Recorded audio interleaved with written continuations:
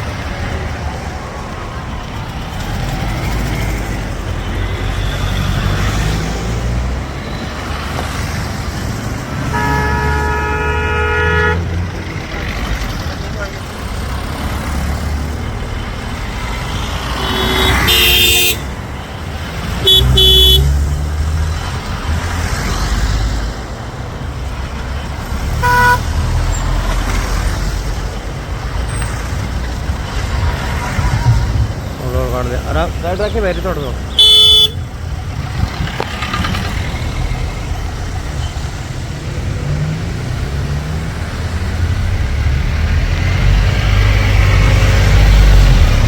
चलते रहो भी, चलते रहो चलते रहो चलते रहो चलते रहो जी, चलते रहो। चलो चलो चलो चलो चलो चलो चलो चलो चलो यार।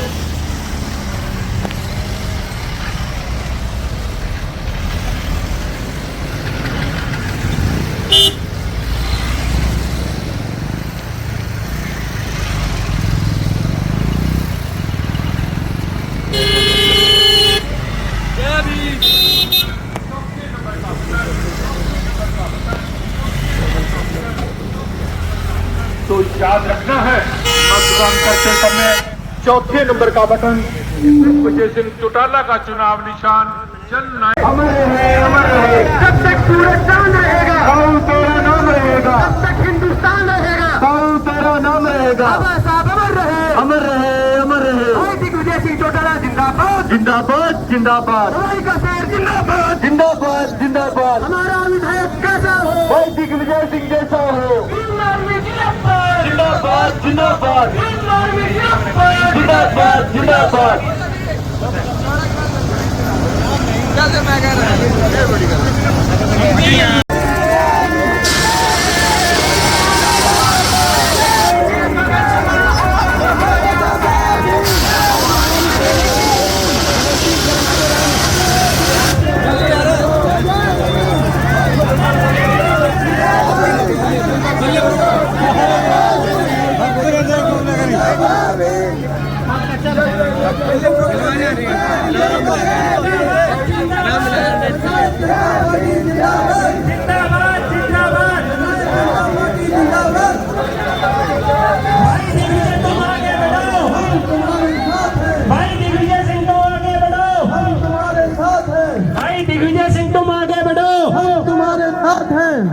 जननायक जनता पार्टी भाई दुष्यंत चौटाला। जय जय जय भीम, जय भीम जय भीम, जय जय जय भीम, जय भीम जय भीम। भीम आर्मी जिंदाबाद जिंदाबाद जिंदाबाद। भीम आर्मी जिंदाबाद जिंदाबाद जिंदाबाद। और ये हमारे गोरीवाड़ा गांव का सौभाग्य है। मैं पिछले दिनों जब आपके यहाँ पर आया था, मेडी पर आया था, आपके साथ शेड की बात हो रही थी और बातें हो रही थी, तब मैंने आपको कहा था चंद्रशेखर भाई को लेके आएंगे आपके गांव में।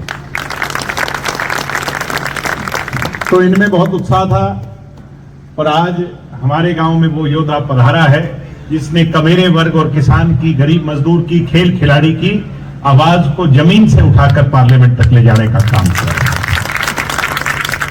अब मेरी एक बात याद कर लो, ए जका नौजवान मेरे गोरीवाड़ा गांव का बैठा है, मेरी बात ने नोटिस कर ली हो, आज तो लाग तो होना है भाई दिग्विजय ही हवा मारा है। मेरी बात ने याद राखियो, ओ आदमी एक दिन लाल किले में बोलेगा, लाल किले में बोलेगा, मेरी बात ने याद राखियो। तो आज मैं तवज्जो करा कि एक संघर्षशील नौजवान जिसने एक नई ज्योति जलाई है, एक क्रांति को जन्म दिया है, किसान कमेरे की एकता को जन्म दिया है, आज हम उसका गोरीवाड़ा में स्वागत करते हैं। मगर स्वागत होना चाहिए तालियों की गड़गड़ाहट। बाकी मैंने तो भाषण बहुत दे लिया, आपके बीच में थे मने जानो और मैं थाने जानू, तो भाषण बार बार रिपीट करने को कोई फायदो को नहीं। बाकी 2 तारीख की रैली है ओडा में, थे सारा ओडा जरूर आओगा सारा आओगा, तो दोनों हाथ खड़ा करके विश्वास दिलाओ सारा जरूर आओगा।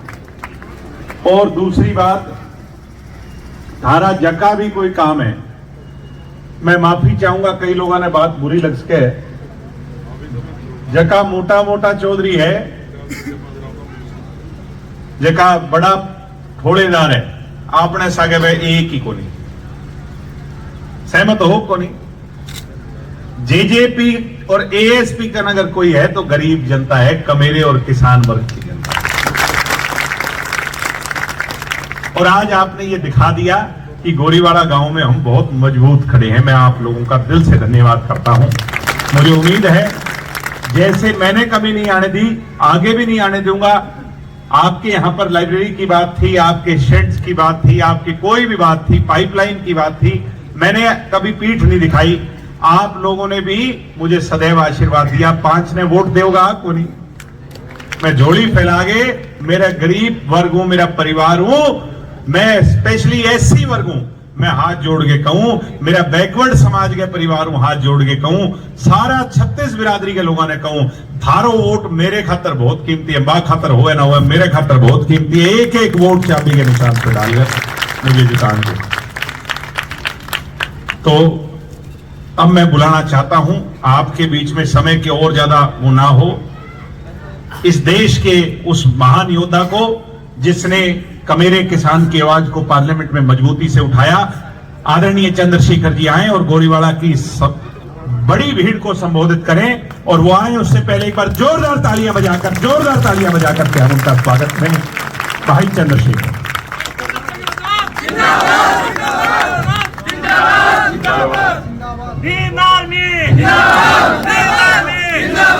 हेलो,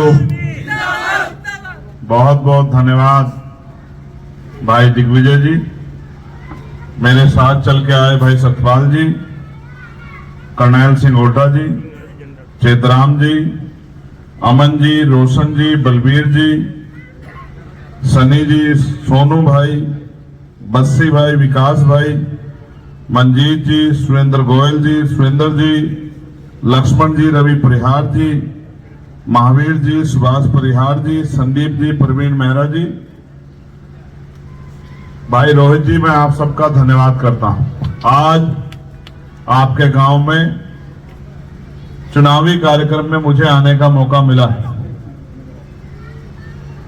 और एक बहुत बेहतरीन स्टैचू जो है डॉक्टर बाबा साहब अम्बेडकर की, वो आपके गांव के बाहर चौक पे लगी हुई। मैं इसके लिए आप सबको बहुत बहुत बधाई देता हूं।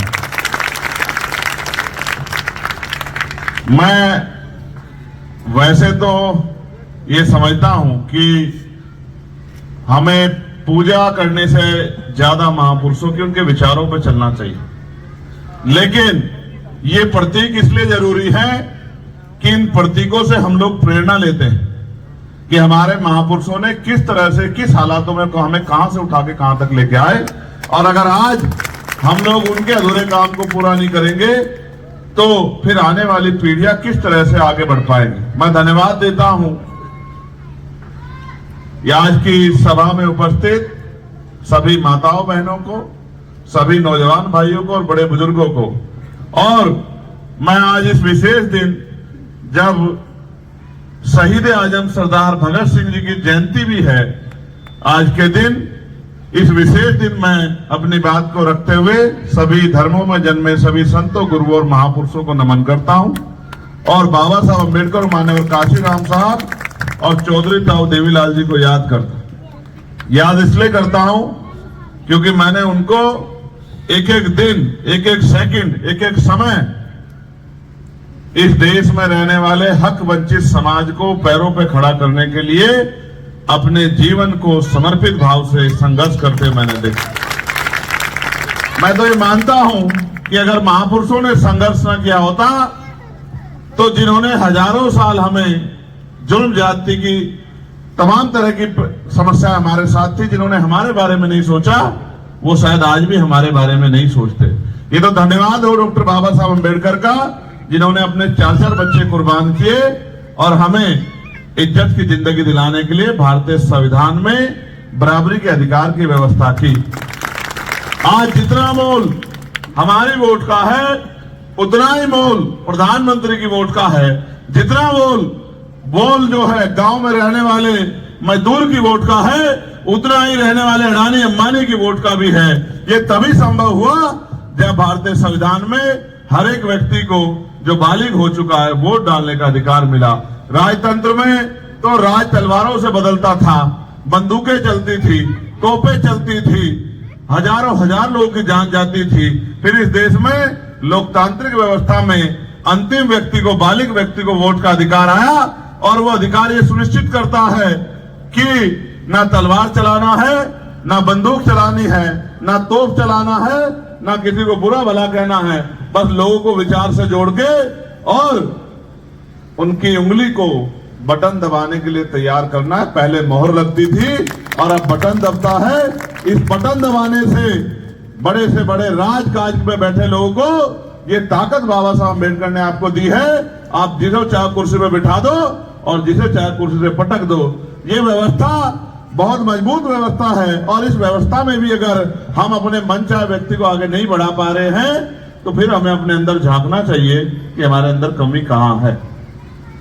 मैं जब पार्लियामेंट में पहुंचा तो वहां बड़े बड़े नेता जिनके बड़े बड़े नाम हैं, कोई 4 बार का एमपी है, कोई 6 बार का एमपी है, कोई मिनिस्टर है, सब लोग थे। लेकिन मैंने महसूस किया कि उनको हमारी तकलीफों से कोई मतलब नहीं है। और एक जानकारी मैं आपसे साझा करता हूं।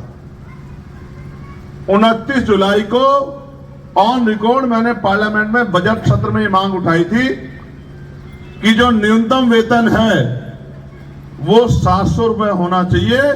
200, 250, 300, 400 रुपए की दिहाड़ी से गरीब के घर में सह सम्मान रोटी की व्यवस्था नहीं होती, उसके बच्चों के लिए अच्छे कपड़े और बीमार होने पे इलाज की और अच्छे स्कूल में पढ़ने की व्यवस्था नहीं होती। तो कम से कम न्यूनतम वेतन कि दोनों टाइम का भोजन अच्छा उसको मिल जाए, इसलिए कम से कम 700 रुपए होनी चाहिए। उसके बाद हमने 11 तारीख को एक बड़ा प्रोटेस्ट करके भी सरकार के सामने अपनी मांगों को रखा और आपकी ताकत देखिए कि परसों सरकार को झुक के न्यूनतम वेतन पे एडवाइजरी जारी करनी पड़ी, नोटिफिकेशन जारी करनी पड़ी और आज नोटिफिकेशन के बाद 1 अक्टूबर से नोटिफिकेशन जारी होगा, लागू होगा। न्यूनतम वेतन जो है मजदूरों का वो 783 रुपए होगा। ये बहुत बड़ा परिवर्तन जो है ये तभी संभव हो पाया जब मेरे जैसा व्यक्ति पार्लियामेंट में गया। अगर हम पार्लियामेंट में जाके नहीं बोलते तो सरकारें हमारे लोगों के बारे में क्यों सोचती? सरकार क्या जानती है किसान की समस्या क्या है? एमएसपी पे सरकार से जवाब मांगने वाले हम लोग हैं पार्लियामेंट के अंदर कि एमएसपी पे कानून क्यों नहीं बना रहे, लीगल गारंटी क्यों नहीं दे रहे हो?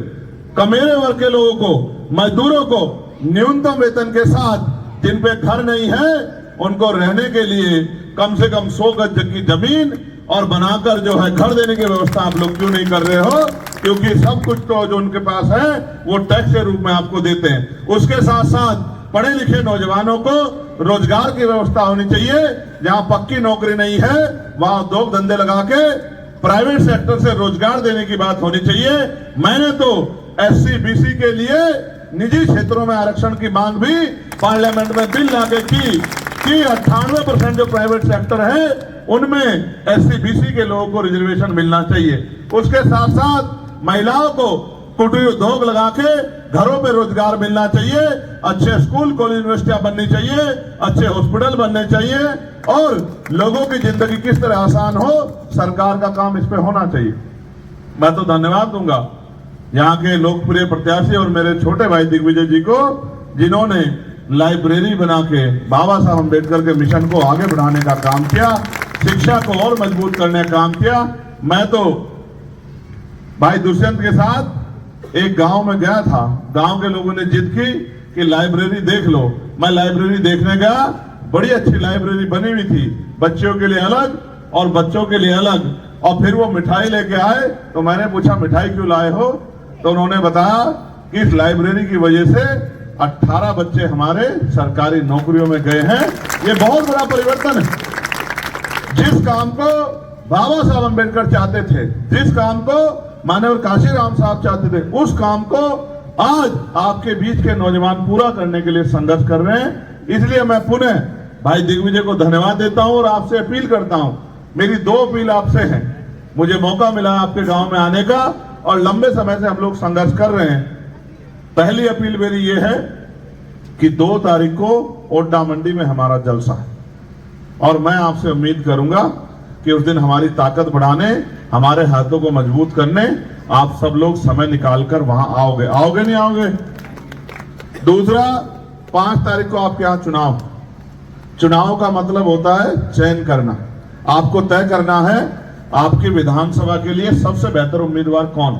मैं ये नहीं कहता कोई उम्मीदवार गलत है, लेकिन आप ये सोचो, देखो नेता बहुत है, नीति बहुत है, और अगर नीयत अच्छी ना हो तो मेरा विश्वास है कि बराबर का घर वाला भूखा रह जाता है और लोग एक रोटी की व्यवस्था किसी के लिए नहीं करते। आप समझे मेरी बात को? मैंने क्या कहा? आपके घर में चाहे 10 बोरी अनाज पड़ा हो और अगर आपकी नीयत नहीं है तो चाहे आपके बराबर के घर वाला भूखा रहा हो, आप एक मुट्ठी अनाज भी उसको नहीं दे सकते। जय मैंने फिर कहा, नेता बहुत है, नीति बहुत है, अगर नीयत अच्छी ना हो तो सारी चीजें बेकार हो जाती हैं। मेरा ये मानना है सारे नेता अच्छे हैं, लेकिन आपके लिए मेहनत करने की नीयत, आपकी जिंदगी बदलाव लाने की नीयत अगर किसी के अंदर है तो वो छोटे भाई दिग्विजय चौटाला जी के अंदर है। इसलिए मैं आपसे अपील करता हूं, 5 तारीख को जब आप वोट डालने जाएं तो मेरे भाई दिग्विजय के हाथों को मजबूत करने के लिए अपने एक एक वोट को हमारे गठबंधन के निशान, यहां हमारा निशान चाबी का है, चाबी का बटन दबा के विरोधियों को, जो ताले उन्होंने हमारे अधिकारों पर लगा रखे हैं, उन तालों को तोड़ने के लिए, गुलामी की बेड़ियों काटने के लिए चाबी का बटन दबा के उन तालों को खोलने की व्यवस्था करें, जिससे हमारे हाथ मजबूत हो। और मैं नौजवान साथियों से तो कहना चाहता हूं, मैं बहुत बड़े बड़े मंचों पे इस लाइन को दोहराता हूं कि संघर्षों के साए में घनघोर जवानी पलती है और इतिहास उधर झुक जाता है जिस ओर जवानी चलती है। अगर ये नौजवान मेरे साथी जो मुझसे प्यार करते हैं, जो मुझे संघर्ष करते देखते हैं, जो मुझे जेल में जाते लाठियां खाते और आपकी आवाज उठाने के लिए गोलियां खाते देखते हैं, अगर ये कमर कस लें तो ये तो इतना छोटा सा काम है आपके लिए। क्या मैं अपने बहादुर साथियों की हिम्मत को नहीं जानता? जो लोग मेरी एक आवाज पे दिल्ली आके दिल्ली को बंद करते हैं। जब दिल्ली में गुरु घर टूटा था, मेरी एक आवाज पे लाखों लोगों ने आके केंद्र की सरकार को, ये जो भारतीय जनता पार्टी की सरकार है, केंद्र की सरकार को और सुप्रीम कोर्ट को भी झुकाने का काम किया था। जिन्होंने मेरी एक आवाज पे 11 तारीख को आके दिल्ली में अपनी ताकत दिखाने का काम किया, जिन्होंने समय समय पे मेरी हिम्मत को 2 अप्रैल 2018 को बढ़ाने का काम किया था। अगर मैं उन भाइयों से उम्मीद करूं कि वो आज के बाद अगले 5-6 दिन मिलकर मेहनत करके और भाई दिग्विजय जी को जिताने में मदद कराएं, तो ये मैं कोई गलत उम्मीद नहीं कर रहा हूं, क्योंकि मैं उनकी शक्ति को जानता हूं। वो भूखे रह सकते हैं। बाबा साहब ने कहा था जिंदगी जीना कोई बड़ी बात नहीं है, बड़ी बात है स्वाभिमान सम्मान से जीना, इज्जत के साथ जीना, अधिकारों के साथ जीना। मैं मानता हूं कि आदमी भूखा रह सकता है लेकिन अपमानित होकर नहीं रह सकता। इस देश में बैठी सत्ता के लोगों ने हमें जानबूझ के व्यवस्था बना के अपमानित करने का काम किया है। हम पे एक ही मौका आता है कि हम अपनी वोट की चोट से हम किसी को लाठी नहीं मारते, हम किसी को बुरा नहीं कहते, किसी पे गोली नहीं चलाते, किसी पे हमला नहीं करते। हमें बाबा साहब अम्बेडकर ने, हम संविधान को मानने वाले लोग हैं, हमें लोकतांत्रिक व्यवस्था में सबसे मजबूत हथियार वोट का हथियार दिया है। जिसके दिमाग में घमंड आ जाए, जो हमारे लोगों पे शोषण करने का काम करे, हम वोट की चोट से उसको उसकी हैसियत दिखा सकते हैं। इसलिए मैं आपसे अपील करता हूं, मेरा जोर कांग्रेस के लोगों पे नहीं है, मेरा जोर भाजपा के लोगों पे नहीं, मेरा जोर अगर किसी पे है तो छोटे भाई दिग्विजय चौटाला पे है। अगर आपके यहाँ कोई समस्या आएगी तो मैं आधी रात भी इनको कह सकता हूं कि जाओ जाके उस समस्या में हल कराओ, क्योंकि वहां की मान जनता ने आपको वोट दिया है। क्या मेरे कहे से कांग्रेस के लोग आके आपकी मदद करेंगे, भाजपा के लोग मदद करेंगे? हाँ, वो नुकसान तो आपका कर सकते हैं। इसलिए मैं आपसे अपील कर रहा हूं, बताओ भाई दिग्विजय के का अधिकार हमारी वोट पे बैठता है नहीं बैठता? बताओ, दोनों हाथ उठा के बताओ, बैठता है नहीं बैठता है? तो भाई दिग्विजय की मदद होनी चाहिए नहीं होनी चाहिए? तो मैं भी इस गांव पे नजर रहेगी मेरी पूरी कि भाई गोरी वाला मेरे आने का कितना मान रखता है, इस बात पे मेरी नजर रहे। और मैं उम्मीद करूंगा कि गोरीवाला के स्वाभिमानी मेरे परिवार के लोग वोट की चोट से बताएंगे कि वो मुझसे कितना प्रेम करते हैं और वो महापुरुषों के रास्ते पे कितना चल रहे हैं। मैं आप सबका पूरा धन्यवाद करता हूं और आपसे अपील करता हूं कि इस लड़ाई में, इस जंग में, इस संघर्ष में जो बाबा साहब अम्बेडकर और मान्यवर काशीराम साहब और चौधरी ताऊ देवीलाल जी के सपनों को पूरा करने का जंग है, संघर्ष है, उसमें हमारी मदद कराएं। बहुत जय भीम, जय भारत, जय संविधान, जय जवान, जय किसान। भाई चंद्रशेखर आप कांग्रेस करो। निवेदन है जी, भाई 1 मिनट सुन लो, एक मांग आ गई है। भाई गोरीवाला को हम लोग तहसील बनाने की लड़ाई लड़ेंगे, गोरीवाला तहसील बननी चाहिए, इसके लिए हम लोग संघर्ष करेंगे। मैं आपको विश्वास दिलाता हूं कि हम लोग एड़ी चोटी का जोड़ लगा देंगे। अगर मैं असेंबली में होता तो कलम पकड़ के करवा देता मुख्यमंत्री की, मगर मैं पार्लियामेंट में हूं। लेकिन मैं भाई दिग्विजय से कहूंगा कि वो पूरा जी जान लगा के हमारी इस मांग को पूरा कराने में, ये गांव के साथ साथ मेरी भी मांग है, इस मांग को पूरा कराने में अपना रोल अदा करे। बहुत बहुत धन्यवाद। जय भीम, जय भारत।